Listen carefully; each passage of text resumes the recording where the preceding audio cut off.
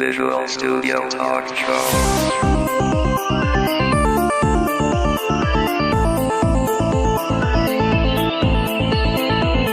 Visual Studio Talk Show est une présentation de la communauté .NET Montréal et de .NET Expertise. Visual Studio Talk Show. Bienvenue à une nouvelle émission du Visual Studio Talk Show. Le podcast où on discute d'architecture logicielle avec la plateforme Microsoft.net. Je m'appelle Mario Cardinal et comme à l'habitude, je suis accompagné de Guy Barrette. Salut Mario, ça va bien? Oui, ça va bien. Guy, nous sommes dans notre studio mobile d'enregistrement, c'est-à-dire ma voiture. On est parqué illégalement par ça. En plus... Au centre-ville. Et parce que, toi, tu fais un mandat au centre-ville. Moi, je revenais sur la route. J'ai dit à Guy, hey, on fait l'intro et c'est ce qui se passe. On est en train de faire notre introduction parce qu'aujourd'hui, on n'a pas un invité. On va vous présenter une entrevue qu'on a fait il y a maintenant 2 semaines, presque 3 semaines, avec François Beauregard. Donc, Guy, toi, qu'est-ce qui se passe de nouveau de ces jours-ci? Première chose, on a participé la semaine dernière à l'événement Tech Days qui avait lieu à Montréal. Donc, la conférence pan-canadienne de Microsoft. Ça a été bien le fun. Quelle session tu faisais? Moi, j'ai fait une session sur les trucs et astuces. Puis, franchement, j'avais Trucs et astuces avec Visual Studio 2010. Ah, OK. J'avais la plage horaire ingrate, qui est la dernière session de la conférence. Là, ouais. Mais c'était vraiment le fun parce que à la fin, écoute, j'ai dépassé un petit peu mon temps. Là, puis là, je disais, mais il va falloir que je coupe. Les gens disaient, non, continue. C'était vraiment le fun. Moi aussi, j'ai fait 2 sessions, dont une justement dans cette plage horaire ingrate de fin de journée, le premier jour, le mardi, où je parlais justement des 10 erreurs les plus communes qu'on fait avec les tests unitaires. Puis le lendemain, j'ai fait une session là dans la track communautaire que toi, Guy, tu animais, là, qui est une session sur les spécifications exécutables. Puis, dans l'ensemble, c'est bien passé. Moi, j'étais content de voir que Microsoft font la promotion, entre autres, de tests unitaires, en tout cas de bonnes pratiques de développement. Ça fait changement des années 2000 ou des années 1990 où est-ce que c'était toujours des sessions très marketecture, si je peux prendre ce terme-là, c'est-à-dire des sessions où on essaie de vendre notre technologie, mais pas les pratiques de développement. Donc, je trouve ça très positif. Autre ça, moi, je revenais, Guy, justement, avant le Tech Days, j'étais au LM Summit. Donc, à Seattle, encore là, j'ai présenté, ça s'est bien passé.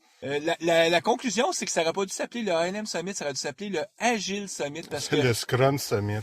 c'est le Agile était sur toutes les lèvres. Puis nous, on est très heureux parce qu'on a lancé notre outil de gestion de projet Agile Urban Turtle sur le cloud, c'est-à-dire on a maintenant des hébergeurs qui offrent notre produit. Donc, plus besoin d'installer localement son propre serveur TFS pour pouvoir utiliser Urban Turtle.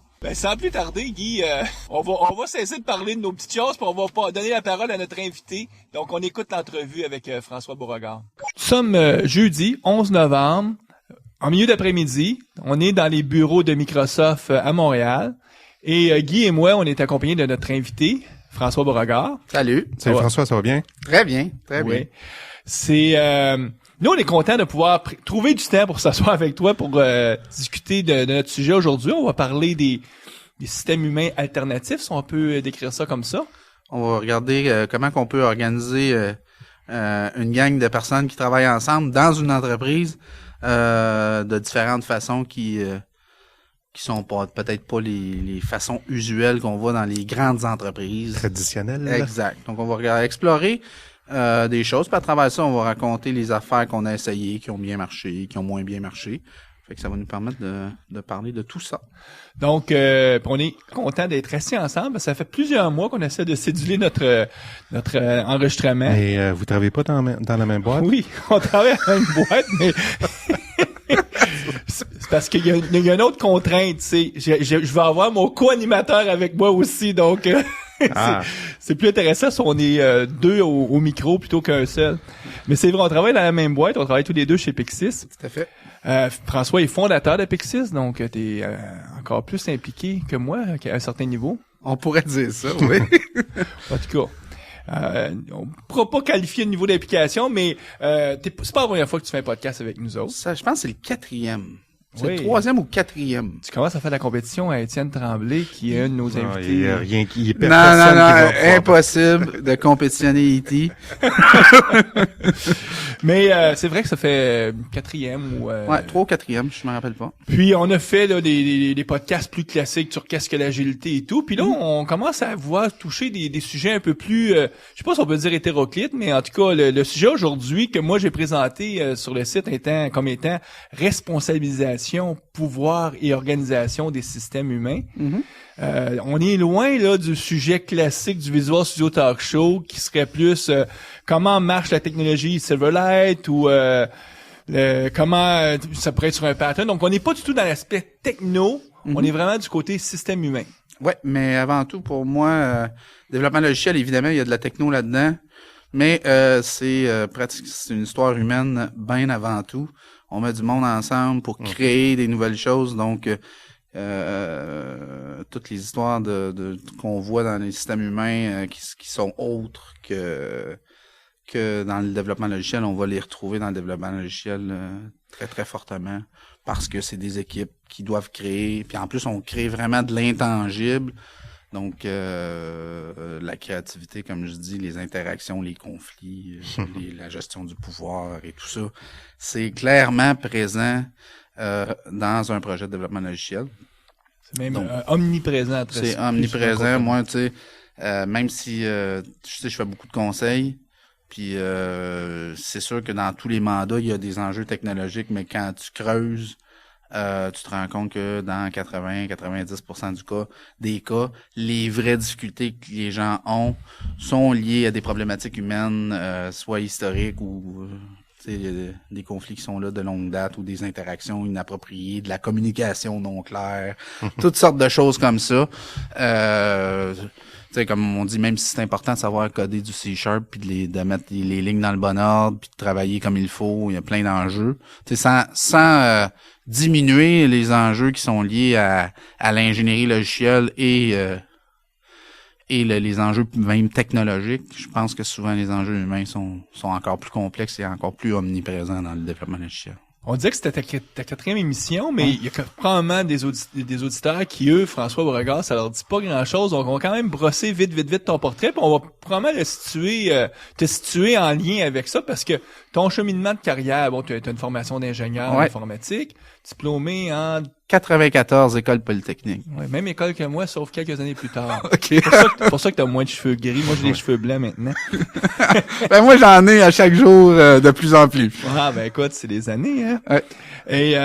Et t'as fait un parcours assez classique, c'est-à-dire que tu te retrouvais à travailler en entreprise, grande entreprise, plus petite organisation, puis à un moment donné, fin des années 2000, le roll-ball. Je sais pas si c'est le bon mot pour décrire ça, mais à un moment donné, pas la prise de conscience, parce que je pense que c'est toujours assez conscient, mais à un moment donné, on arrive au temps où on additionne nos lignes, puis on se dit, bon, là, qu'est-ce que je fais, là? Je continue comme ça ou je change? Exact. Moi, j'ai, comme je dis, diplômé en 94, j'arrive en 2000.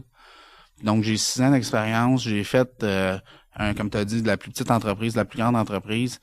Puis le sentiment global, c'est que les projets de développement logiciel, c'est pénible. De la qualité de vie, j'en ai laissé beaucoup. Tu sais, des projets où dans les derniers 1000, on fait des 80 heures, on mange beaucoup de pizza, on se lave moins souvent. On n'est pas super fiers du résultat en plus. C'est-à-dire qu'il y a des problèmes de qualité. On est rendu au bug 484. On a des conversations compliquées avec notre client.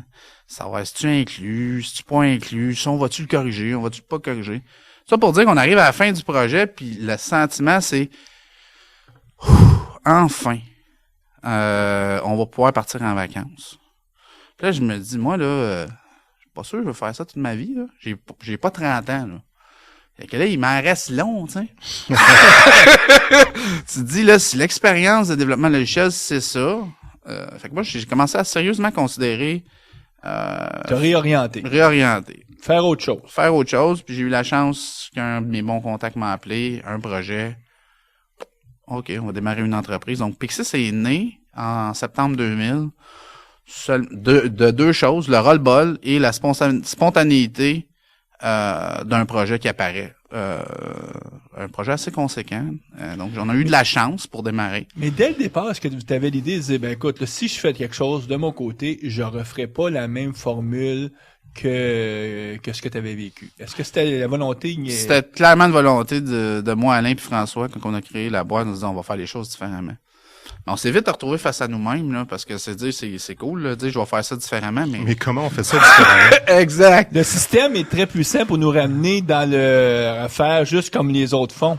Mais c'est pas juste ça, c'est que là, tu as des idées évidentes. Tu dis, regarde, on crée certains types de documents, il y a des évidences, on va essayer de les simplifier, on va essayer d'en faire moins. Il y a des documents qu'on a l'impression que personne lit. Fait que, mais ça, c'est des ajustements à la façon de faire, mais c'est pas, il y a pas de changement de paradigme là-dedans, il y a pas de changement fondamental. Fait qu'on s'est dit, ouais, mais on va peut-être faire un peu mieux. Tu sais, mettons qu'on se fait confiance, on va peut-être faire un peu mieux, puis encore. Là, on se dit, mais il faut falloir qu'il y ait quelque chose de fondamental qui change. T'avais pas lu encore le livre de Non, Québec. moi, je l'ai lu début 2001. Donc, un an plus tard. Même pas, parce qu'on a commencé en septembre. 3-4 mois, l'entreprise est née. On est un petit peu dans le rush. L'effervescence, puis tout ça. Puis moi, je tombe sur le bouquin de Ken Beck, Extreme Programming, Embracing Change. Donc, Extreme. Ça peut peut-être vouloir dire changement. Ça peut peut-être vouloir dire changement. Puis effectivement, la première lecture, tu comprends pas ce qui se passe là-dedans. Il y a des idées radicales, du genre, le client va être dans l'équipe. Nous autres, on était habitués de l'éviter, le client. Ouais. Parce que quand il y a des idées, c'est pas le fun. Le test-driven development. Wow, écrire un test avant d'écrire du code. Ça n'a pas de bon sens, cette affaire-là. Le pair programming, puis vous connaissez toutes les idées radicales d'extreme programming. Puis aussi, faut comprendre que la littérature de l'époque sur extreme programming était radicale. OK? Dans le sens qu'aujourd'hui, c'est 10 ans plus tard, quand on lit, puis comment les gens appliquent extreme, ils appliquent les mêmes idées, mais avec un discours que je dirais beaucoup plus pragmatique. Ben, avec 10 ans d'expérience aussi. Avec 10 ans d'expérience, 10 ans de recul, puis tout ça, mais à l'époque, puis fait que moi, j'ai dit, wow, c'est radical ça, on va se lancer là-dedans, on va essayer ça. Puis il y a des pratiques d'extreme programming qui sont devenues très, très, très largement utilisées. Je pense à intégration continue. Pour beaucoup de monde, quand ça se dit, hey, en 2001, ça c'était extrême, le monde font comme, voyons, c'est pas extrême de tout recompiler, puis, mais à l'époque, c'était vu un peu comme, radical. Peut-être que dans 20 ans d'ici, du pair programming ou écrire des tests en premier, ça va être vu comme une évidence. Puis le monde va dire, comment ça? Il y a un temps où les gens trouvaient ça radical. Ouais. Puis je trouve ça intéressant des fois comment que nous, les gens qui ont baigné là-dedans, on vit un peu dans un microcosme. Tu sais, puis vous avez fait une entrevue il y a pas si longtemps avec Éric Renaud. Mm-hmm. Puis tu sais, il parlait de TDD puis tout ça. Puis c'est comme une évidence pour Éric qu'il faut faire du TDD. Là, je me rappelle dans l'émission, je sais pas si c'est Guy ou Mario, mais là, Éric, ça se peut que c'est pas tout le monde qui fait ça, tu sais. ça fait pas bien que ce soit Guy qui a posé cette question-là. Fait que là, tu sais, nous, on a une façon d'aborder les choses, les agilistes, qui deviennent tranquillement plus monnaie courante selon les pratiques. L'intégration continue, je pense que c'est une pratique effectivement qui a fait beaucoup de chemin. Les tests unitaires, ça commence. Moi, je dirais que au moins, on commence à ne pas rencontrer de développeurs qui savent pas c'est quoi. De là à dire que dans l'industrie, il y a beaucoup de monde qui en font puis qui sont systématiques à les faire. Je pense que c'est une marge. Ouais. Mais le travail de sensibilisation, de dire, OK, comment je fais un code de qualité, Extreme Programming a apporté beaucoup à ça. Ouais. Fait que si on revient sur mon parcours, moi, mon fondateur de Pixis, puis on cherche une manière différente de faire les choses, puis le fil rouge jusqu'à maintenant, c'est l'agilité. Donc, moi, j'ai toujours été... Puis, en cours de route, tu as découvert Scrum. Tu es devenu un des premiers formateurs certifiés Scrum francophones. Tout à fait. Donc, début 2003-2004, dans ces années-là. Ouais, 2004. Tu t'es mis à faire beaucoup de formations sur l'aspect Scrum. Donc, on va parler sur l'aspect comment on met en place un système humain pour créer des logiciels de qualité. Donc, je me suis intéressé à travers Scrum beaucoup aux équipes. Qu'est-ce qui fait qu'une équipe marche? Donc, on pourra en parler dans le courant de l'entrevue.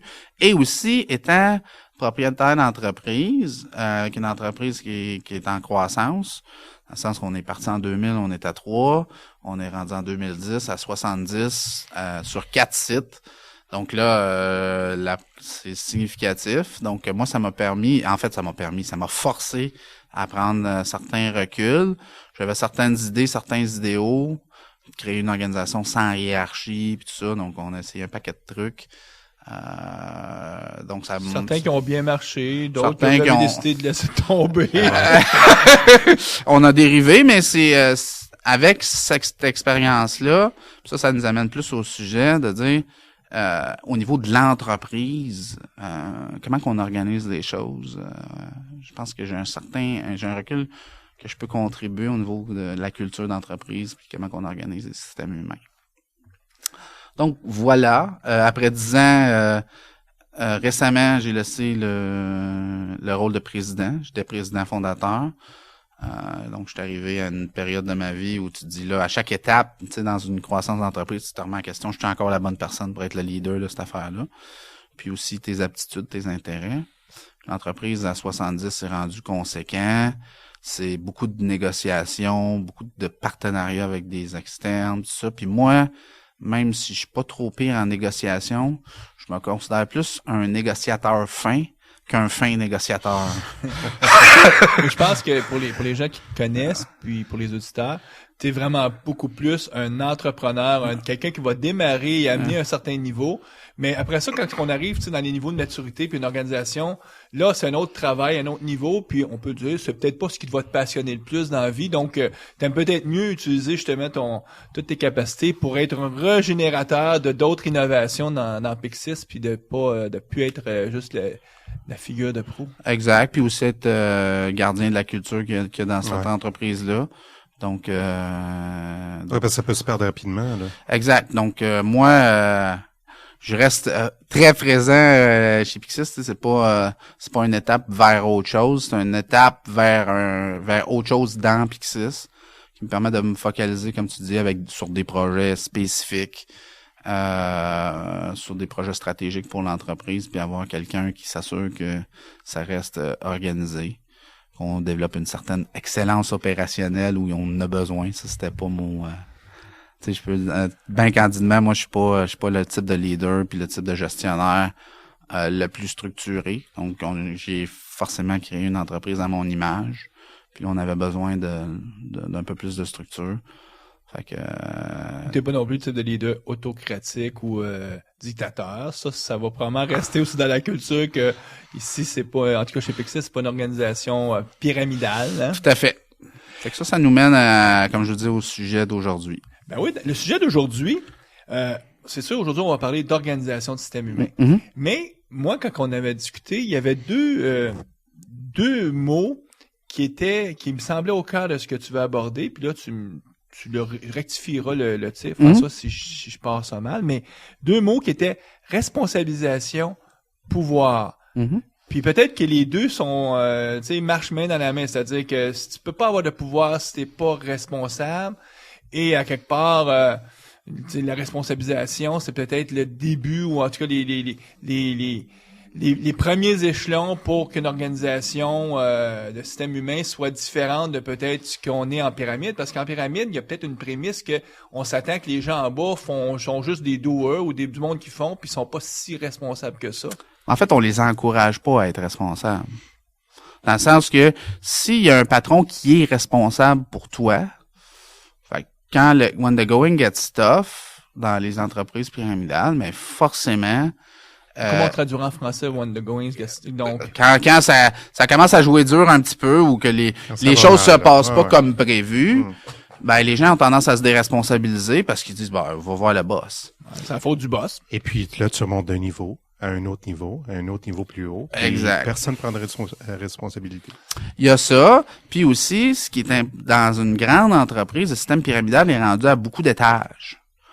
Fait que ça amène des problématiques intéressantes de délégation de l'autorité pour que la prise de décision se fasse rapidement. Parce qu'on veut pas, pour chaque décision, remonter jusqu'en haut de la pyramide puis redescendre. Donc, puis ça, des fois, ça se rend pas jusqu'en haut. Exact. Puis selon la culture d'entreprise, il va se passer des choses intéressantes. Fait que c'est sûr que moi, je suis parti, moi, au départ, avec la prémisse que je voulais une organisation sans hiérarchie. Je savais pas trop pourquoi. Chez Pixis. Exact.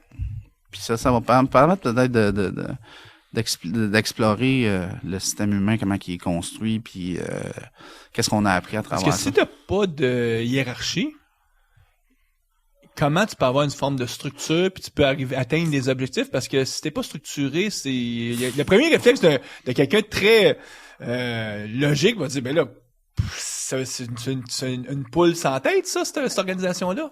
Exact, dans le sens que puis il faut comprendre que ça se construit organiquement. Au début, mettons qu'on se part en entreprise puis on est 3. Mario, Guy puis moi. Il n'y a pas besoin d'une grande structure hiérarchique, là. Ouais. Surtout si on est dans un bureau colocalisé, on va se parler. Puis il y a des systèmes, il y a des choses implicites qui vont se passer sur la prise de décision. Dans le sens qu'on commence à se connaître, puis sur certains sujets, c'est un automatique. Ouais. On parle d'un certain sujet, si on le sait que c'est Guy, Guy décide, puis tu sais, il y a des choses qui deviennent seconde nature. Mais quand le système est petit, ça va bien. Puis ce qui est important de comprendre, puis ça va vous amener vers les sujets de la systémique, c'est qu'un système humain, la complexité, elle ne croît pas linéairement. C'est-à-dire qu'un système de 3 personnes, c'est un certain niveau de complexité. À 30 personnes, là, c'est pas juste 10 fois plus complexe, c'est un ordre de grandeur plus complexe. Donc, quand on commence à c'est exponentiel. C'est complètement exponentiel. Je sais pas le niveau d'exponentialité, là, mais c'est certainement très exponentiel. Donc là, à un moment donné, on a raison de penser que si on a un système humain comme nous autres, on est rendu à 75, on dit on n'a pas de structure hiérarchique, ça va prendre d'autres choses, d'autres genres de structures pour pouvoir que le système humain ait une certaine cohérence. OK? Sachant que c'est une entreprise. OK? Donc, une entreprise, ça a vocation à faire de l'argent, ça a certaines choses qui sont importantes dans l'entreprise. Donc, quand on regarde le système humain, une des choses qui est intéressante, c'est regarder qu'est-ce qui va orienter le système humain. C'est-à-dire qu'il faut faire que le système va se diriger dans une certaine cohérence. La première chose, pour moi, c'est la raison d'être. La mission. C'est-à-dire, on est là pour faire quoi? C'est-à-dire que déjà, si on dit qu'on est un Subway, ou on est une entreprise de développement logiciel, ça oriente certains choix. C'est-à-dire qu'on fait pas la même chose. Donc, la raison d'être là, c'est quelque chose qui va orienter la direction du système. La deuxième chose qui est très orientante, c'est les valeurs. C'est-à-dire, une valeur, c'est quelque chose qu'on valorise. Donc, on dit, ça, dans notre groupe, on se part en business, puis nous autres, on est pour la santé, par exemple. C'est quelque chose qui nous attache. Qui nous attache. Puis les 3 premiers, la culture va se bâtir avec les premiers individus. Il y a certaines valeurs qui, même s'ils sont pas dites, elles vont être transmises dans notre groupe. C'est-à-dire que Guy arrive avec ses valeurs personnelles, Mario avec ses valeurs personnelles, puis moi. Donc, forcément, dans notre entreprise, ces valeurs-là vont transpirer puis vont commencer à faire partie de notre conversation. Parce qu'à terme, on peut dire que chaque individu, c'est des décideurs. Donc, les individus dans leur travail, tout ce qu'ils vont prendre, eux autres, c'est des décisions. Puis là, c'est plus que ça, mais une grosse partie, c'est des décisions.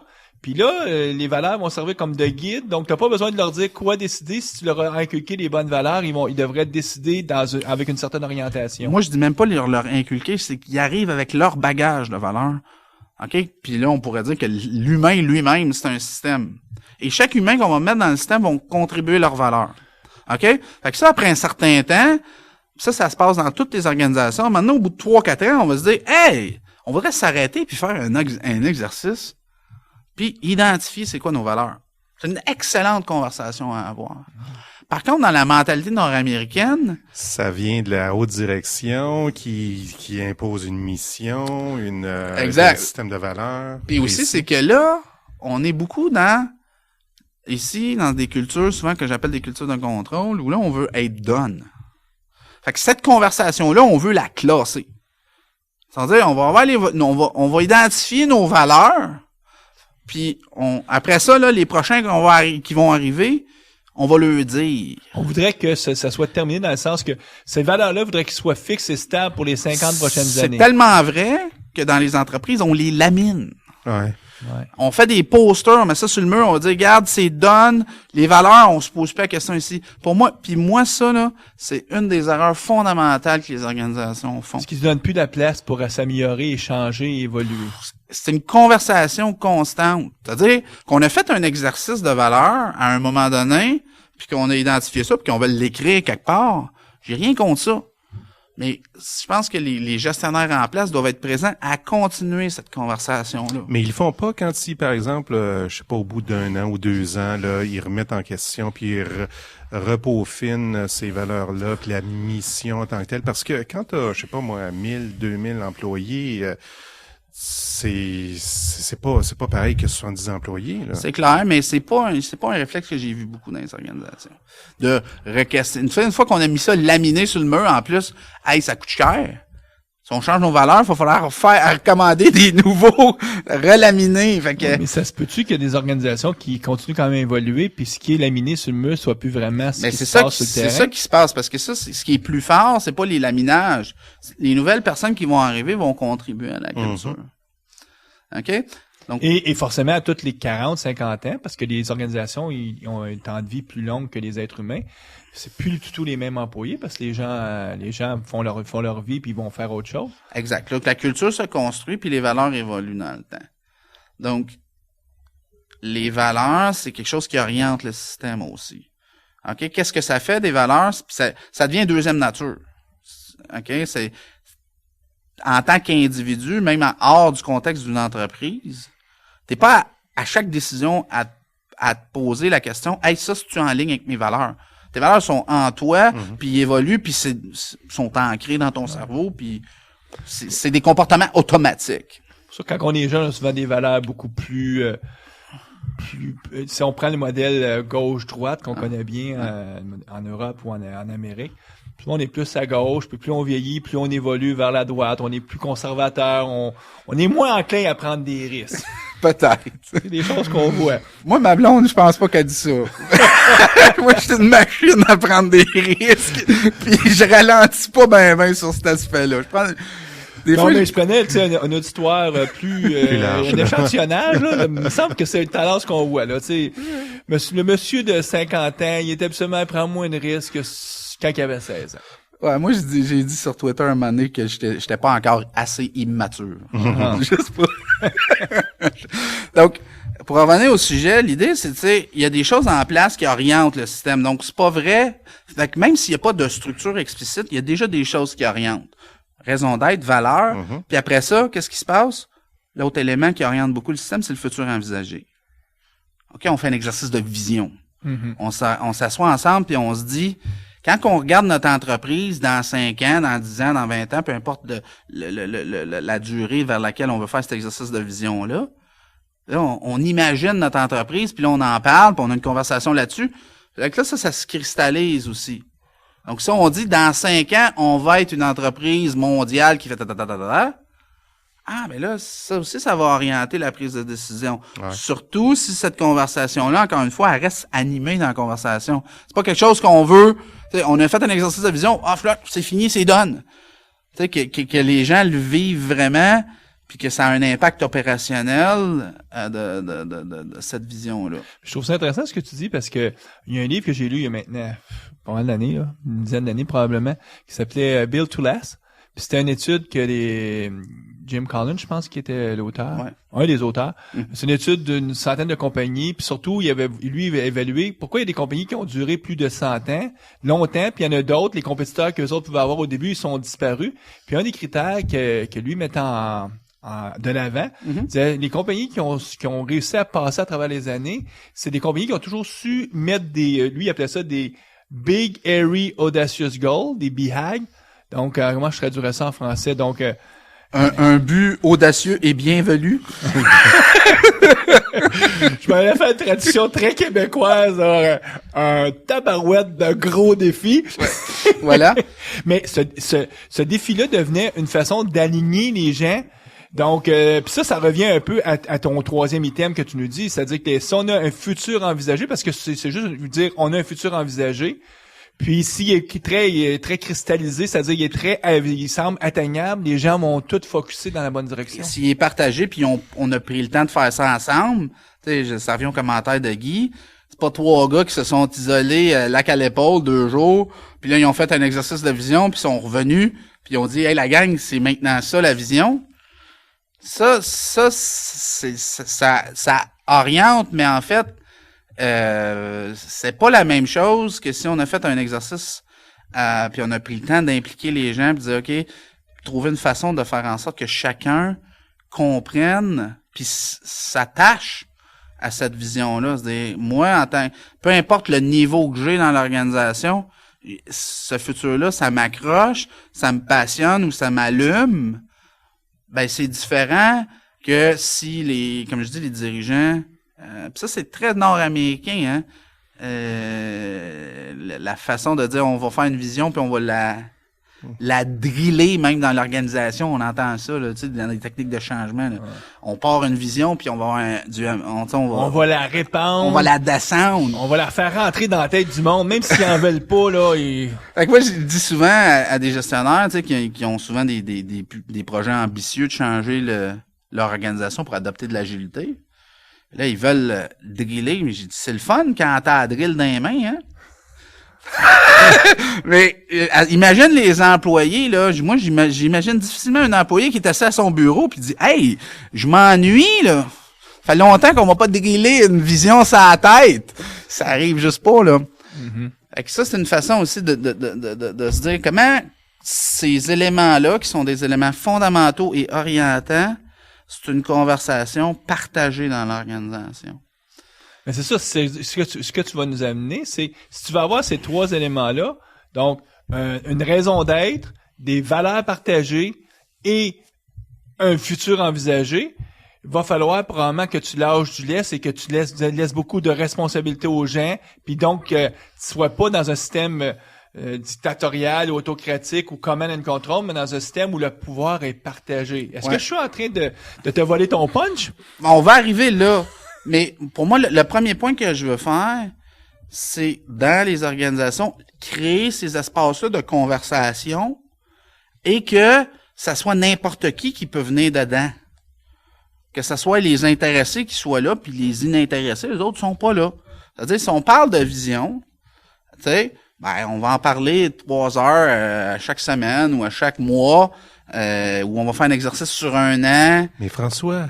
Juste la petite boîte à suggestions, c'est pas pour ça? Ça se veut, je pense qu'il y avait une volonté. Les gens qui ont fait ça, ils étaient de bonne foi, là. Mais l'exercice est peut-être pas et peut-être pas nécessairement, des fois pas nécessairement sincère. OK, puis pour moi, c'est ça qui est fondamental, c'est créer ces conversations-là sincères dans l'organisation.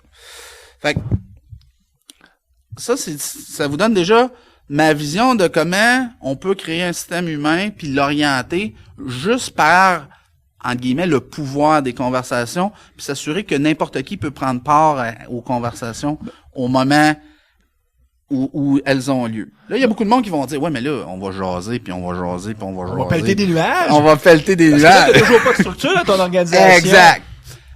Un des moments clés pour moi, puis on va changer complètement de registre, mais je vais vous ramener après. Une des lectures fondamentales qui a changé ma façon de voir l'organisation des systèmes humains, c'est la vie de Muhammad Yunus. Muhammad Yunus, c'est celui qui a inventé le microcrédit au Bangladesh, prix Nobel de la paix en 2006, si je me rappelle bien. Donc j'ai lu l'histoire de sa vie. Donc c'est une biographie. C'est une biographie. Et eux, ils ont construit... On mettra le lien, nous, sur le site. Exact. Sur 30 ans, la banque Grameen, elle a été fondée il y a une 30aine d'années. Elle a commencé avec 27 piastres. 27 $. Ouais, l'équivalent... 27 euros. Non. Peu importe. C'était des takas. Au Bangladesh, c'est des takas, mais l'équivalent de 27 $ US, si on veut. Mais ce que lui avait observé, c'est juste pour que les gens comprennent un peu c'est quoi le microcrédit, c'est que les gens là-bas qui veulent se partir un peu en business, puis ils donnent l'exemple dans le livre d'une petite madame qui fait des tabourets en bambou. Mais la petite madame, elle a même pas l'argent pour acheter ses matières premières. Fait qu'est-ce qui se passe? C'est la personne qui fournit les matières premières, elle le fait à la condition que la personne lui revende toute sa production à un prix dérisoire. Fait qu'elle est dans un catch-22. C'est-à-dire que... Elle peut pas s'en sortir. Là. Elle peut pas s'en sortir. Mais là, on revient quasiment à Karl Marx qui disait, qui faisait le même constat sur le modèle ouvrier des années 1800. Lui, Yunus, ce qu'il dit, c'est qu'on va y passer 2 piastres pour qu'au moins elle puisse s'acheter la matière première. Comme ça, elle va pouvoir revendre ses tabourets en bambou au juste prix que les gens sont prêts à payer. Puis là, c'est comme ça que les gens démarrent. Ça, c'est le concept de microcrédit. Puis elle n'a pas besoin d'1 million de dollars, là. Non, avec 27 piastres, il a donné genre une trentaine de prêts, je sais pas. Je me rappelle pas le détail exact. C'est ça. Ce qui m'a frappé, c'est plus loin. C'est-à-dire comment il a structuré la banque. Parce que au début, il dit, moi, je veux prêter. Lui, c'est un banquier, il a créé une banque, là. Il a fini par créer une banque, mais il dit, moi, je veux passer de l'argent à des pauvres. Quand il est allé voir les banques ils ont dit, mais ça, ces gens-là sont insolvables. Ouais. On peut pas lui passer de l'argent. Fait que le premier 27 piastres, il l'a sorti de ses poches. Et ce qui est révélateur pour moi, c'est comment la banque Grameen fonctionne. C'est-à-dire que pour passer de l'argent, chaque personne reçoit son prêt individuel, mais doit constituer un groupe. OK? C'est-à-dire que, mettons que Guy veut commencer, pour pouvoir avoir son prêt, il doit trouver un minimum de, je sais plus si c'est 4 ou 5 autres personnes qui vont vouloir aussi avoir un prêt, puis ils vont le contracter en même temps. C'est chacun leur prêt, mais ils vont le contracter en même temps. Et à chaque semaine, le représentant de la banque vient voir le groupe en question et c'est à ce moment-là que les gens remboursent la juste part du prêt.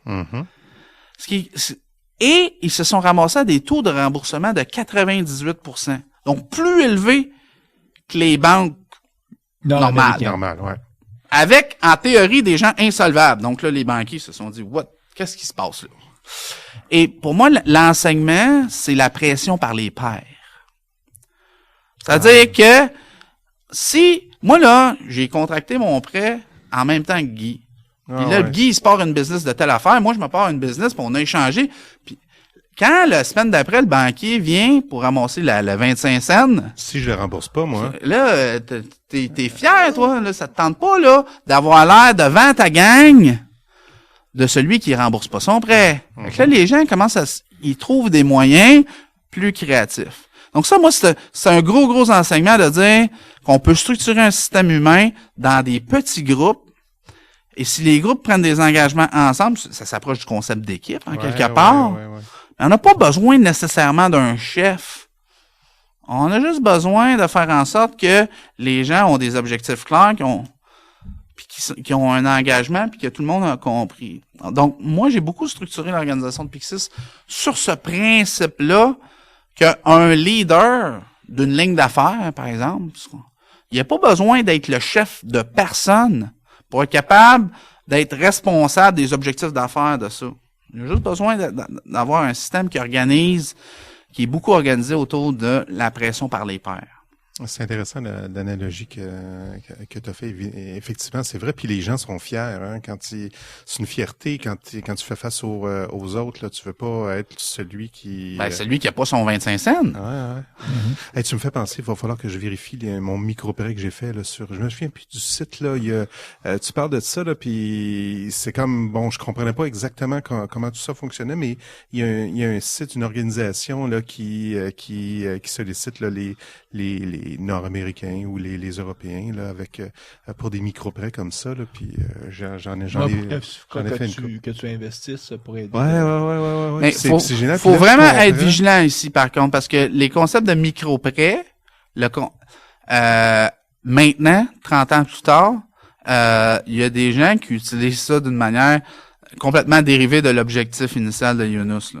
Mais c'est selon là, à peu près de ce que tu mentionnes là, il y a c'est des groupes, il y a quelqu'un qui vient les voir là. Ce que tu dis finalement, c'est que c'est un peu comme aujourd'hui, il y a beaucoup d'organisations qui sont là théoriquement pour essayer d'aider les gens en détresse. Non, mais tu peux faire du Shylocking en faisant des micro-prêts, tu sais. Ouais. Ce qui est intéressant, c'était l'intention de la Banque Grameen puis la façon dont elle s'est organisée, puis comment elle a obtenu des taux de remboursement élevés. Donc ça a été pour moi une révélation. On dit, wow! Mais moi, il y a moyen de prendre des petits groupes puis d'organiser des 10, 12 personnes ensemble.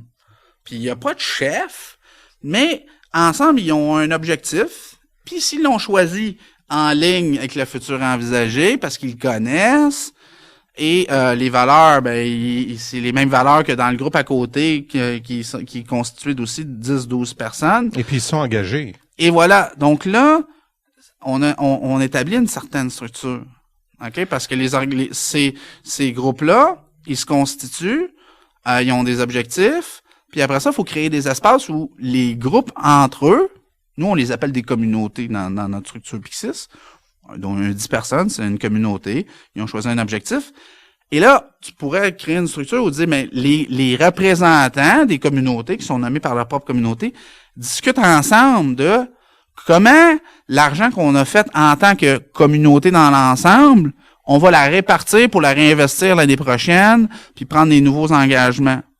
OK? Donc, comment on va créer les espaces de conversation pour que, si on a 5-6 communautés qui existent dans l'organisation, ben, on a fait des profits, on a 200 000, par exemple, mais le 200 000, l'année prochaine, on va l'investir dans quelle communauté? Pourquoi? Mais là, ça veut dire que les gens qui font l'opération en tant que telle, là, les doers, là, ils sont au courant des budgets puis des... Exact. Il a fallu beaucoup de gens, il a fallu les former. Ben oui, parce que t'es pas formé pour ça, là. Exact. T'es formé pour, par exemple, t'as surtout pas équipe de éduqué développement. à savoir quelle serait, juste par exemple les salaires de tous tes confrères, c'est pas une culture, en tout cas c'est pas quelque chose qui est dans la culture. Mais avant d'aller là, moi je vois une analogie entre ce que tu dis par rapport la force du regard des pairs avec pour nos auditeurs qui font du Scrum.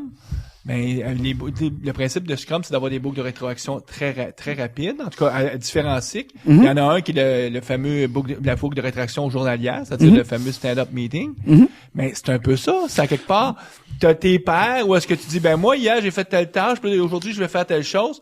Donc t'as la même, puis t'as un peu comme le même, c'est pas une pression, mais t'as la même visibilité, puis si tu vois rapidement, si t'as quelqu'un qui participe pas et qui s'est pas vraiment impliqué, parce que si ça fait 4-5 jours, quelqu'un dit, ben moi, hier, j'ai pas rien fini, pour aujourd'hui, je vais continuer à travailler sur la même tâche. À un moment donné, il y a comme un flag qui se lève, là. Tu vois, puis il y a quelqu'un ici. La pression du groupe, là. Tout à fait. Donc ça a été, pour moi, l'époque où j'ai lu tout ce qui concernait le microcrédit puis la vie d'Yunus, ça m'a donné des pistes. Là, l'organisation commençait à être grosse, justement, 30-40 personnes probablement à l'époque, je me rappelle pas exactement. Et là, c'est belle fun, là, mais pas de hiérarchie, mais là, ça devenait un peu le free for all. Donc, on a commencé à dire comment qu'on peut structurer en équipe, puis forcément, là, dans le fonctionnement de ce qu'on appelle des communautés, c'est une communauté que son but, c'est de construire un logiciel qui vend au marché. Ben, vous serez pas surpris d'apprendre que, effectivement, comme tu dis, Mario, cette équipe-là, elle va se structurer avec des méthodes du style Scrum. Mm-hmm. Parce que c'est déjà une manière de, tu sais, à toutes les semaines, valider l'objectif, faire une rétrospective. Ben, puis quand on fait le parallèle avec ce qui se passe avec la banque Grameen, à toutes les semaines, aller donner son 25 cents, puis discuter du projet, puis est-ce que ton projet va bien, t'as-tu besoin d'aide? Écoute, il y a des parallèles assez forts puis assez intéressants à faire à ce niveau-là. Je sais, nous, quand on avait discuté un peu de faire une émission là-dessus, toi, tu m'avais référé aussi à une lecture qui t'avait aussi beaucoup, je pense que c'est pas une lecture, mais plusieurs lectures de l'auteur Peter Block. Tout à fait. Ça s'attache comment à ces choses-là? Toute la notion de pouvoir. Une des choses fondamentales que Peter Block amène, soit dans les comportements humains ou même quand tu le regardes au niveau de l'individu ou au niveau d'un groupe, c'est celui ce qu'il appelle l'inversion de cause. C'est-à-dire qu'un individu ou un groupe soit responsable, prenne toujours la posture de qu'est-ce qui se passe, j'en suis la cause. Tandis que plus souvent qu'autrement, il y a beaucoup de gens qui ont un réflexe de dire il se passe de quoi, mais c'est surtout pas moi qui est en défaut, c'est à cause des autres. Exact. On est dans le monde qu'on appelle des circonstances. Ça fait partie de la responsabilité. Si les gens sont responsables, ils vont dire bon, s'il y a quelque chose, j'en suis peut-être la cause. Oui, mais le comportement humain standard. C'est pas moi. C'est-à-dire que par défaut, quand il arrive un problème, l'instinct humain, c'est le déni. Ouais. Le premier instinct, c'est il n'a pas de problème. C'est de vouloir, il n'a pas. OK? C'est lié à un instinct de survie, probablement. On a probablement, dans nos gènes, on nous a dit déni. Comme ça, il y a moins de chances que quelqu'un t'accuse. Le deuxième réflexe, si mettons que je dis, ouais, mais là. C'est vraiment. Ouais. Non, c'est vraiment, il y a un problème, c'est le blâme. Ah oui. Le deuxième réflexe automatique, l'instinct, c'est l'instinct de dire, OK, il y a un problème, mais y a-tu quelqu'un ou quelque chose que je peux blâmer? Là, c'est intéressant, je viens de reculer de 2 pas. Donc, le premier réflexe, c'est même de refuser de voir qu'il y a le problème. Oui. Donc, c'est le déni, pas dans le déni dans le sens c'est pas de ma faute, c'est même, il y en a pas de problème. On le voit pas, on veut pas le voir. Oui, mais si tu le soulèves pas, Mario, le problème, peut-être les autres l'auront pas vu. Ouais. Prendre un exemple bien simple et anodin qui sera pas chargé d'émotion pour personne, là, c'est mes clés. Je perds mes clés. Ben, le blâme, souvent, les gens vont dire, mais ils vont mettre ça sur la maison. La maison est pas organisée, tu sais. Mais, tu sais, je perds mes clés, mais c'est pas moi qui les drop n'importe où. OK? Puis, l'étape suivante, là, après le déni, puis après avoir blâmé quelqu'un ou quelque chose, c'est shame, en anglais. Avoir honte. Avoir honte. Ben, je suis de même, je perds tout le temps mes clés. Mais là, je suis pas dans une posture où je peux faire grand-chose avec ça. C'est pas dans un modèle d'amélioration. Là, je peux pas faire grand-chose avec ça, ni dans le déni, ni dans le blâme, ni dans le shame. OK? Après ça, là, c'est la prochaine étape. Quand la personne elle se rend conscience de ça, ben là, ça dit, c'est moi, là. Qu'est-ce que je peux faire? Pour éviter de perdre mes clés. Exact. Donc, Peter Block, ce qui insiste beaucoup, puis il faut faire attention parce qu'on peut aller dans le woo land avec ça, là. C'est-à-dire que tout ce qui se passe autour de moi, j'en suis la cause. OK? Faut pas prendre ça au premier degré, c'est une question de posture. Donc, quand il y a un problème, se mettre dans la posture de si il se passe ça, je le ramène chez nous, c'est moi puis c'est de ma faute. Donc, je suis un administrateur de système, pour prendre un exemple. OK? Puis le monde, là, sont bêtes avec moi.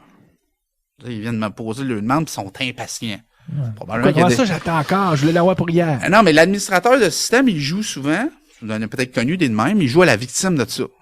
Le monde sont pas fins, tu sais. Le monde sont pas fins avec moi, ils sont pas patients, pis ta. Moi, je veux dire, dans la culture de Peter Block, ce qu'il va proposer, c'est de dire, prends la posture que si les gens sont impatients avec toi, t'en es la cause. Qu'est-ce que tu peux faire avec ça? C'est ça l'intérêt de la posture. C'est d'aller rapidement à travers, tu sais, créer la culture de passer rapidement à travers le déni, parce qu'ils vont toujours exister, les 3 étapes premières. Déni, blâmer, puis avoir honte. Ça va toujours exister. C'est juste qu'au lieu de passer 3 jours là-dessus, peut-être tu devrais juste passer 3 minutes, puis la 4e minute, être déjà à te dire, qu'est-ce que moi je peux faire pour changer ça? Exact. Puis ça, moi, c'est quelque chose que j'ai beaucoup insisté à créer dans la culture de l'organisation. Regarde, c'est pas important, là, si c'est vrai ou pas, faire l'analyse de toutes les circonstances. Tu dis, regarde, t'as un problème aujourd'hui. Quand tu regardes le problème, regarde-le comme si c'était toi la cause. Là, ça te force à être dans l'action. Qu'est-ce que je peux faire, moi, en tant qu'administrateur de système, pour faire en sorte que les gens soient cordiales avec moi? Probablement des choses que je peux mettre en place. Si moi, je suis super cordial, je suis super clair dans la façon dont je les accueille. Donc là, la personne est en train de garder le problème chez eux. Ça, là, si tu crées une culture dans une organisation où tout le monde fait ça à tout moment, je peux vous dire que le potentiel d'efficacité qui est comme déployé ou libéré, c'est juste énorme. OK? Donc, pour moi, ça, c'est important. Mais là, comment tu attaches ça avec les 3 grandes pratiques qu'on devrait mettre, au lieu de mettre un système hiérarchique, on devrait plutôt avoir un système basé sur 3, je vais appeler ça des pratiques, je sais pas si c'est le bon mot, là, mais tu sais, avoir un but partagé, avoir des valeurs communes et avoir une vision, ou en tout cas un futur envisagé. Ça s'attache comment avec la responsabilisation telle que Peter Block l'aimait? Ben, pour moi, c'est juste une autre pratique. OK? Il y a pas nécessairement... c'est que si dans le système, j'ai créé, comme je te dis, des espaces où toutes ces conversations peuvent avoir lieu librement, et les gens, chaque individu dans l'organisation, à tout moment, a une attitude de ce type-là, Puis en plus, on met, comme je dis, des structures de pression par les pairs, des objectifs communs. Là, on commence à avoir un système... Oui, donc on est rendu comme à 5 éléments. Je vais les appeler les éléments structurants. Je sais pas si c'est le bon mot. Mais donc, on les rappelle. Ouais. Un but ou une mission Une partagée. mission ou raison d'être, moi, que j'appelle. Raison d'être. Des Ensuite, valeurs. Des valeurs partagées. Avec une conversation constante. Moi, Ouais. pour moi, c'est, comme je dis, l'élément fondamental que je voudrais que les auditeurs retiennent, c'est essayez pas de terminer cette conversation-là. Faites juste la continuer. OK, on veut pas parler des valeurs à semaine longue, là. Ah ouais. Sauf que la nature humaine étant ce qu'elle est, il y a plus de chances que les gens qui partagent des valeurs se retrouvent ensemble. Ouais. On va rarement voir dans une organisation quelqu'un, mettons, qui est un extrémiste de droite qui voudrait, je sais pas moi, qui son but, mettons, très, très, très raciste, avec des gens très ouverts qui voudraient vraiment que l'organisation, elle soit de gens de toutes sortes de cultures. Il y a des chances que soit que l'organisation va prendre un pli, puis elle va devenir très raciste et très fermée à droite, ou elle va devenir très ouverte, puis les personnes qui ne fitent pas vont s'en aller. Si la notion de culture organisationnelle vous intéresse, c'était le propos de ma conférence à l'Agile Tour à Montréal, puis il est en vidéo sur le web. On va mettre le lien. On pourrait mettre le lien. Moi, je me suis beaucoup inspiré des travaux de Bill Schneider, qui est un Américain. Puis lui a dit 4 cultures fondamentales qui existent dans les systèmes humains. Culture de contrôle, culture de compétence, culture de collaboration, puis culture de cultivation, culture D'amélioration continue. pas d'amélioration continue, en fait, qui s'auto-alimente. C'est beaucoup drivé par les valeurs. Donc, Donc, je vous invite, c'est ça, là, c'est l'élément qui vous percute pour vous, là. Redis-le. Parce que les gens sont dans leur auto, là, puis ils disent, qu'est-ce qu'il y a dit dans les 4, là, redis-les. Contrôle. On Compétence. les connaît. Bon, contrôle, on les connaît. Contrôle. Compétence, souvent dans les milieux scientifiques. Ouais. OK? Une culture de être le meilleur. Tu sais, dans les milieux scientifiques ou dans les high-tech. Beaucoup d'organisations de développement logiciel sont aussi, là, quand t'as tes quelques gourous, là, très forts. Si votre organisation, là, fait des produits avec des capacités largement au-delà de ce que l'utilisateur a besoin, là. Genre, ça permettrait d'aller à la vitesse de la lumière, mais dans le fond, je l'utilise dans mon auto, là. C'est sans doute que vous êtes dans une culture de compétence. Donc, ça, c'est la deuxième. Après, Collaboration. Collaboration. Donc un exemple. Culture à la Pixis, si on voudrait. Tu sais, très Scrum, on veut gagner ensemble, on va perdre ensemble. Ce qu'on valorise, c'est les relations humaines. OK? Donc, les leaders là-dedans, ça va souvent être des leaders qui sont des catalyseurs. Théoriquement, toutes les organisations qui donnent des services sociaux devraient théoriquement avoir ce type d'organisation-là, dans le sens où faut que tu aies beaucoup d'empathie, puis faut que tu collabores.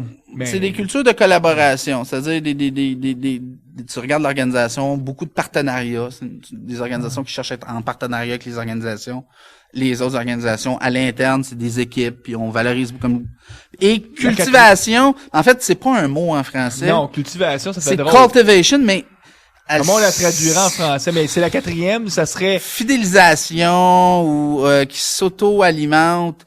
Et souvent dans ces organisations-là, sont très drivées par les valeurs. On a un idéal. Puis donc les mouvements religieux seraient les mouvements religieux seraient sauf que souvent ils sont prêts, mettons, le mouvement catholique, il est beaucoup dans le premier aussi, celui qui est hiérarchique. Mais tout ce qui est, c'est des cultures qui sont vraiment drivées par les valeurs, et ce qu'on va trouver comme leadership là-dedans, souvent ça va être des leaders charismatiques. C'est-à-dire, on cherche du sens à ce qu'on fait dans ces cultures-là. Donc, je vous invite de toute façon donc à... ça, c'est nos 4, mais là, si on revient sur nos 5 éléments clés. Donc, on avait dit un raison d'être, là, on a accroché beaucoup sur des valeurs. Et ça, pour moi, la raison d'être puis les valeurs, là, c'est ça qui constitue la culture. OK. La troisième, c'est... le futur envisagé. Futur envisagé. On a un but précis, concret, on se dit dans 3 ans, dans 5 ans, on va être ça. La quatrième, c'est le regard par les pairs. Je sais pas si je le décris bien. C'est la structure de pouvoir. OK? Moi, j'utilise une structure dans mon organisation de pouvoir. Le pouvoir est structuré autour de groupes qui sont avec le peer pressure, donc de la pression par les pairs. Donc, dans une structure de contrôle, ou dans une culture de contrôle, excusez, on va préconiser la structure hiérarchique. Ouais. Donc, c'est comment on distribue le pouvoir dans l'organisation, ça, c'est un élément fondamental dans le système humain. Le cinquième, qui est très attaché avec la distribution du pouvoir, c'est la responsabilisation des individus rapidement en les sensibilisant sur le fait que, écoutez, c'est normal que tu refuses de voir le problème, que quand tu vois le problème, tu vas le blâmer quelqu'un, puis qu'en troisième lieu, tu fasses comme ah ouais, c'est moi qui est la cause de ça. C'est normal, c'est 3 stades normaux de compréhension d'un problème. Ce qui est intéressant, c'est de passer à la 4e étape qui est de dire moi, qu'est-ce que je peux faire pour changer ça parce que je suis probablement la cause de ça. Exact. Donc pour moi, c'est pour ça que Peter Luck, comme il dit, il appelle ça l'inversion de cause. Parce que le comportement naturel humain, c'est que la cause, ce soit les circonstances. Okay. C'est de la faute de quelque chose qui est à l'extérieur de moi. OK? Là, tu dis, OK, mais ramène-le chez vous. Puis quelqu'un qui prend ça au premier degré, là, il peut finir par s'apprendre pour Dieu. OK? Si tu dis, tout ce qui se passe autour de moi, c'est le résultat de moi. OK? Fait que j'insiste là, faut pas partir dans le wouhou avec ça. Un papillon qui vient de prendre, qui a donné un coup d'aile en Inde, c'est moi qui contrôle. Exact. Ça. Je fais de la méditation et je suis capable de faire bouger. C'est pour ça que moi la façon de le dire, c'est une question de posture.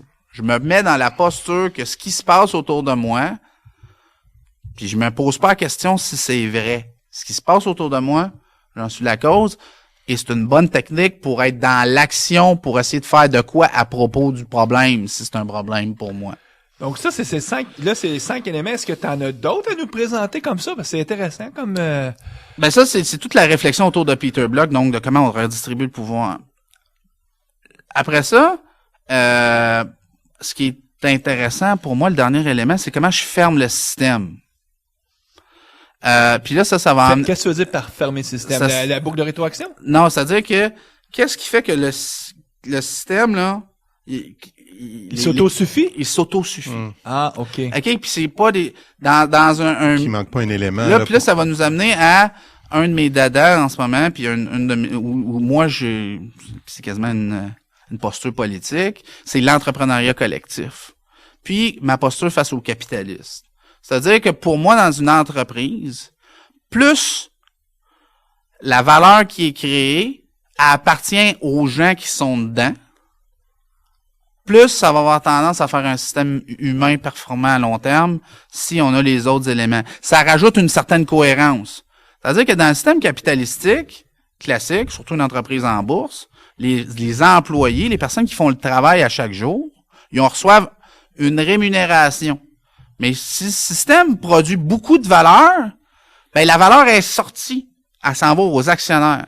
Ben, une façon de fermer ça, c'est de dire, regarde, si les employés, c'est les actionnaires, ben là, la valeur qui est créée, elle va rester dans les mains des gens qui la créent à chaque jour en travaillant. Là, il y en a qui vont dire, OK, mais ça, c'est une posture de gauche, et peut-être. Ouais. Et c'est vrai jusqu'à un certain point. Dans le sens que c'est de gauche mais c'est une posture de justice sociale à quelque d'équité ou de me dire que moi je valorise, puis ça ramène à mes valeurs. Ce que je valorise, c'est que les gens qui créent la valeur dans une entreprise, c'est les gens qui vont mettre leur cul à chaque jour de 9 à 5. C'est pas celui qui a mis de l'argent dedans. OK? Puis c'est probablement la vraie vérité est quelque part entre les deux. OK? Mais là, avec le système de bourse, avec les chiffres, on a poussé un peu le truc à on est beaucoup dans un modèle de juste des ressources. Si j'ai fourni des ressources, donc le capital, je ramasse le gros part de la valeur et ceux qui ont vraiment fourni le travail, ils ont été rémunérés pour. C'est des salariés, puis il y a un contrat social clair. Je dis, regarde, je t'ai donné tel salaire. Puis ça peut marcher quand les gens sont peut-être pas si conscients de la valeur qu'ils créent, mais quand les gens sont conscients qu'ils créent beaucoup de valeur, le contrat social, ou en tout cas le contrat éthique ne tient plus. Il tient plus, puis surtout quand tu essaies de mettre une culture de responsabilisation, tu dis, toi, tu dois être responsable à chaque minute. Puis là, tu te dis, quand il y a un problème, ramène ça chez vous, fais la posture. Puis là, tu te dis, ouais, mais là, on a fait 2 millions l'année passée, puis... c'est toi, en tant qu'actionnaire majoritaire, qui a reçu toute la cash. Il y a comme un discours qui est dur à tenir. Donc, moi, ma vision de l'entreprise, c'est que, à tout le moins, une partie du capital, donc de la valeur de l'organisation devrait être entre les mains des gens qui travaillent dedans. OK? Ceux qui on pourrait pousser à l'extrême puis dire que ça devrait être 100% de l'entreprise qui est détenue par les employés. Probablement que la bonne réponse, c'est pas ça. Mais aujourd'hui, la plupart des entreprises sont pas détenues par les employés. Soit qu'ils sont presque 0%, ou si c'est un système coopératif, c'est 100%. Fait que moi, je milite un peu pour dire comment on peut trouver une façon... Un juste milieu. Un juste milieu, on pourrait appeler ça de la coopération pragmatique ou je sais pas trop. Mais moi, l'entrepreneuriat collectif, puis favoriser l'entrepreneuriat dans un système qui est une entreprise, c'est quelque chose qui me tient bien à cœur, puis de trouver les bons modèles qui vont... On s'entend, si demain matin, je crée une organisation, puis je dis, OK, moi, là, c'est la seule chose que je mets en place, c'est de l'entrepreneuriat collectif, puis je mets rien d'autre en place, est-ce qu'il y a quelles sont les probabilités que ça va amener mon système à être un système qui va avoir qui va vivre longtemps, qui va créer de la richesse et tout? Ben, il va falloir les gens, il va falloir qu'ils trouvent une façon de ramener assez de capital. C'est l'accès au capital qui va peut-être être problématique pour eux. Bon, ils vont emprunter de l'argent, mais ils vont chercher à créer de la valeur rapidement.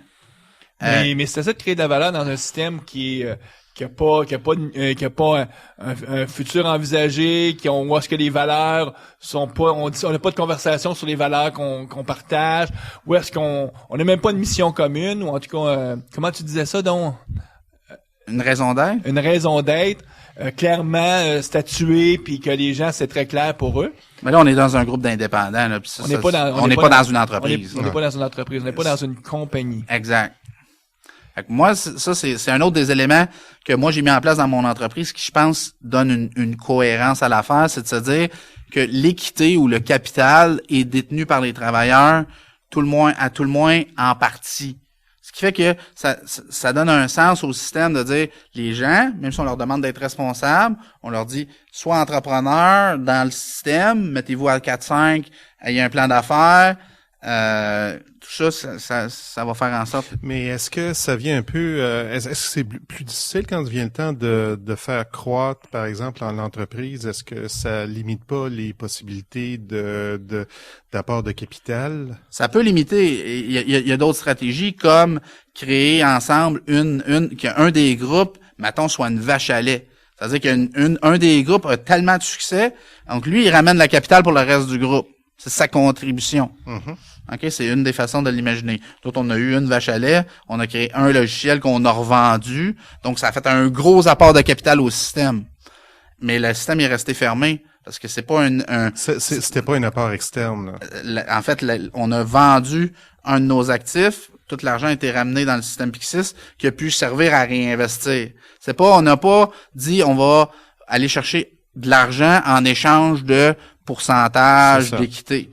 Donc, une des façons qu'une entreprise qui veut garder son système relativement fermé comme ça au niveau de l'équité, c'est de faire en sorte de trouver une des communautés dans le groupe qui dit celle-là est ultra rentable, puis elle nous permet de générer de l'argent qui va être utilisé par les autres communautés. Ouais, on s'entend que puis probablement dans le temps, chaque communauté devrait être générée à cette valeur pour avoir une certaine forme de rentabilité. Mais des fois, c'est une question de temps. Mm-hmm. OK, une question de timing, c'est-à-dire que, par exemple, tu le sais, on travaille, nous, sur un produit, on le développe depuis 2 ans. À date, on a été financé par les autres communautés qui sont rentables à ce moment-ci. On espère que nous autres, dans un jour, avec notre produit, on va en vendre, puis là, on va ramener de l'argent dans le système. En ramener plus que ce que ça a coûté à créer, forcément. Exact. Et ce qui fait qu'on est capable de le garder fermé, le système, puis que les gens se disent, OK, mais ça me fait du sens, moi, que je me casse le basic pour faire en sorte que ma petite communauté marche, puis ramène de l'argent.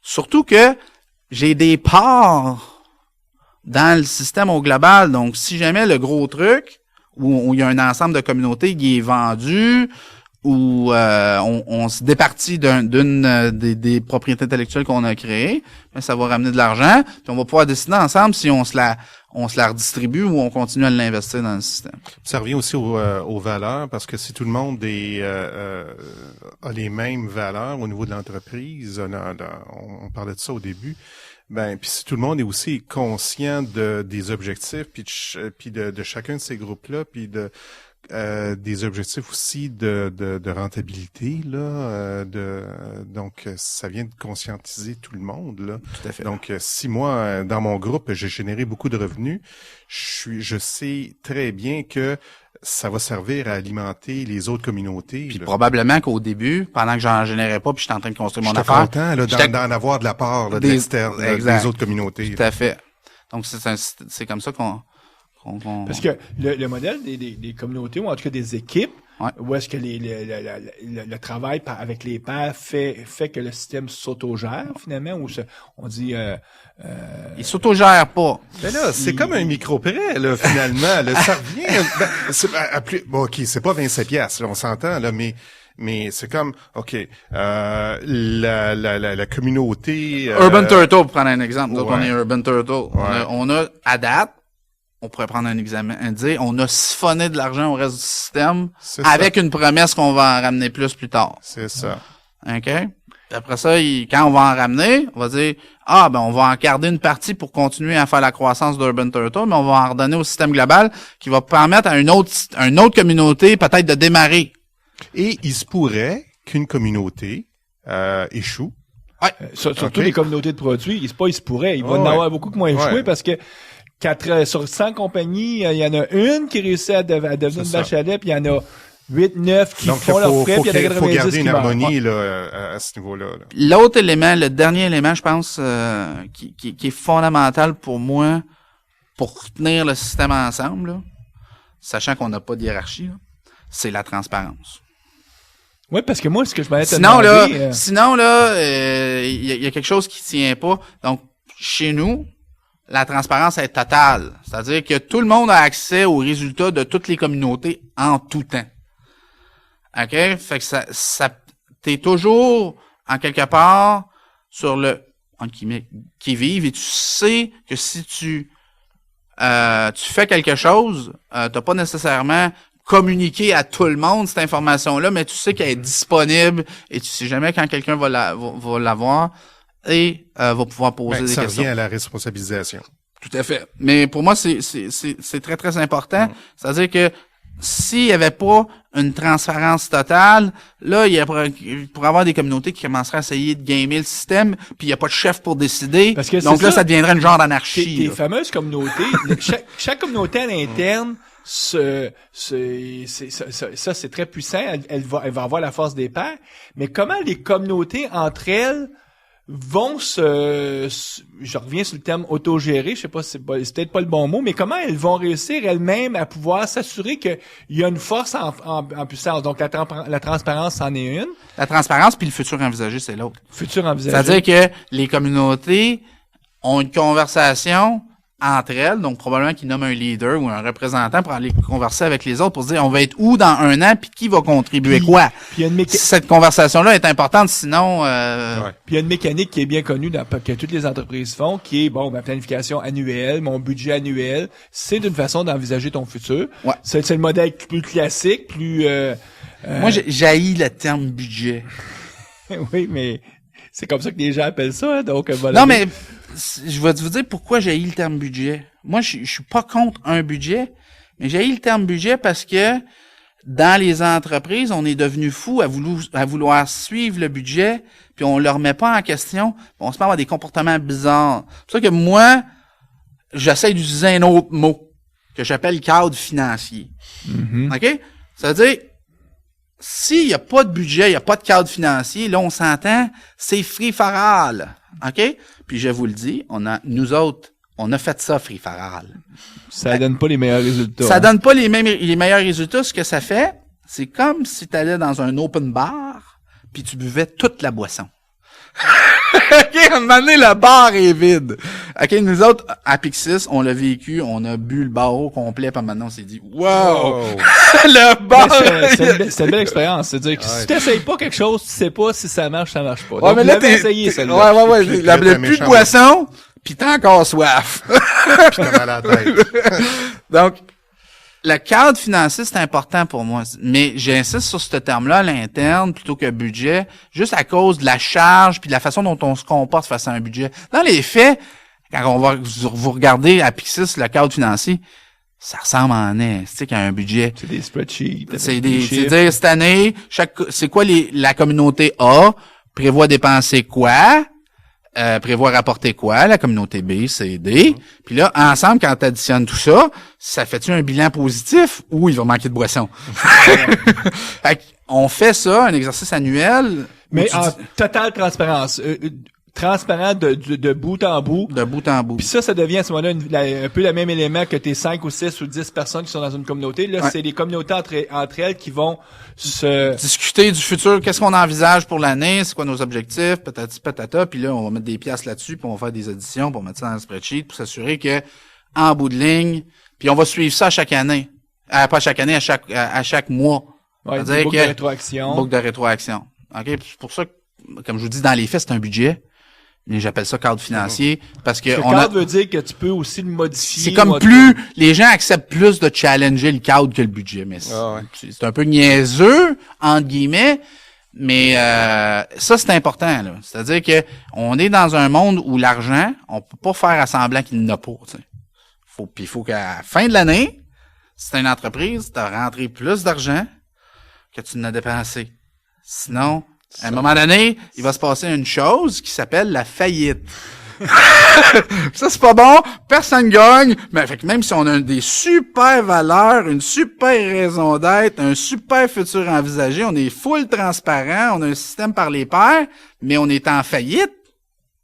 Ça n'a rien pas donné grand-chose. Là, ce qui va arriver, c'est que les gens de la faillite vont commencer par faire un déni. En premier, ils vont dire non, ça arrive pas. Quand ça va arriver, ils vont dire ben là, c'est la faute à qui? Puis après ça, ils vont avoir honte en disant j'ai mis en faillite ma compagnie. Puis là, la vraie question, c'est qu'est-ce que moi je peux faire pour que cette chose-là n'arrive pas? Donc, ça vous donne un peu le sommaire de ce que moi je considère intéressant pour dire comment qu'on peut organiser une entreprise sans avoir les structures classiques, mais avoir quand même les bonnes structures, puis l'expérience qu'on a vécue à travers ça, puis tout ça. Donc là, si les gens ils trouvent ça intéressant, on a dit qu'on mettrait un lien vers ta présentation que tu as fait tout dernièrement à Agile Tour Montréal, donc il y a 2 semaines maintenant, 23 octobre. Ouais, ça va parler de culture là-dedans, donc tout ce qui est lié à ça et les travaux de Bill Schneider m'ont beaucoup inspiré. Donc, on va mettre le lien vers les livres de Bill Schneider. On pourra mettre les liens aussi peut-être vers les livres de Peter Block. De Peter Block, Yunus. Yunus, la biographie. C'est une lecture intéressante, la biographie, puis il a écrit quelques livres, prix Nobel de la paix. Donc ça, c'est et tout ce que vous pouvez apprendre sur la systémique. Comprendre que c'est qu'est-ce qui se passe dans un système humain, dans un système et qu'est-ce qui s'influence, tout ça. Donc toutes les lectures. Moi, j'ai un livret que j'adore, que je recommande tout le temps. J'en parle dans la présentation, mais je vais pour ceux qui iront pas voir la présentation, un bouquin qui s'appelle Once Upon a Complex Time, Using Stories to Understand Systems. C'est un petit livret. C'est peut-être une 40aine de pages. À chaque page, tu as une histoire, qui est une histoire de la vie courante, et une explication de du système qui est en jeu ici. Puis dans le domaine de la systémique, on appelle ça un archétype. Tu sais, dans notre domaine d'informatique, on appelle ça des patterns. On a des patrons. Bon, quand on analyse un système, on a des archétypes. Donc, des choses qu'on revoit. Tout le temps. Donc, ça vous permet, avec une petite lecture, pas trop compliquée, des histoires, une page, avec un petit verre de vin rouge, là. Ça le fait très, très bien. Avant d'aller vers des livres de systémique beaucoup plus théoriques, qui là, pas de vin rouge. Donc, on va mettre le lien. Ouais. Et nous, on te remercie, François. Merci bien. C'est un grand plaisir. Assistez aux rencontres de la communauté .NET Montréal afin de parfaire vos connaissances des technologies.net et afin de faire du réseautage. Pour l'agenda des rencontres, veuillez consulter le www.netmontreal.com. .NET Expertise est un réseau de consultants indépendants et experts dans les technologies Microsoft.net. N'hésitez pas de consulter un de nos experts en visitant le www.net-expertise.com. Les actualités avec Guy Barrette. Écoute, Mario, j'ai pas grand-chose. Le point d'intérêt, là, je pense, cette semaine, c'est jeudi, la conférence d'une journée qui s'appelle Firestarter, Silverlight Firestarter, où Scott Guthrie va faire un keynote d'à peu près 1 heure et demie. Et on nous promet plein de choses intéressantes. En fait, c'est un petit peu la réponse à toutes les critiques là, qui sont venues suite au PDC, là, l'imbroglio qu'il y a eu au PDC, à savoir est-ce que Silverlight est mort, oui ou non.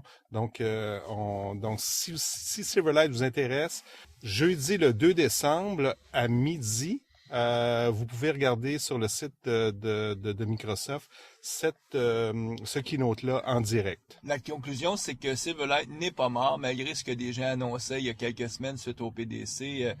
Il y a un brillant futur pour Silverlight, comme il y a un brillant futur aussi pour du JavaScript avec du HTML. Maintenant, Guy, qu'est-ce qui s'en vient de la communauté.net en décembre? En décembre, on a 3 meetings. Donc, on va commencer lundi, le 6 décembre. Ce meeting web, donc toutes sortes de nouveautés web qui ont été annoncées cette année. Des produits qui sont la plupart encore en bêta. Donc, on parle de Webmatrix, LightSwitch, Embedded Database, Razor, IIS Express. Donc, ce qu'on va faire, on va être 3 conférenciers, Maxime Rouillet, Laurent Duvaux et moi. Et ce qu'on va faire, on va faire un petit survol de toutes ces nouveautés-là. Puis, ça va aussi gager l'intérêt là des gens. Puis, on va certainement aller plus en détail sur une ou deux de ces technologies-là un petit peu plus tard.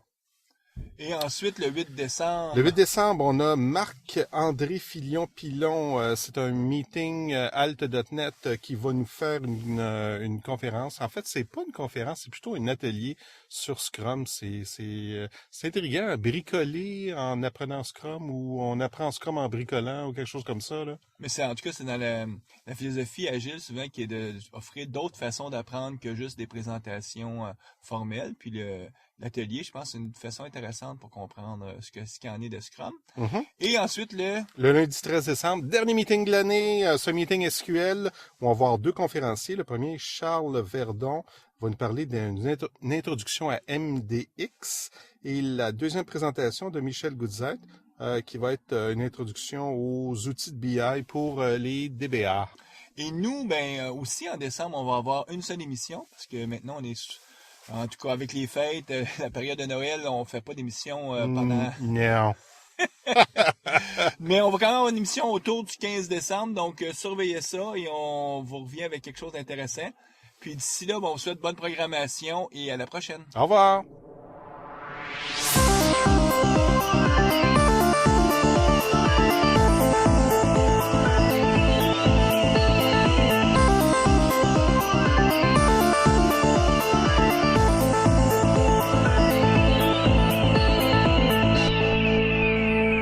Visual Studio Talk Show.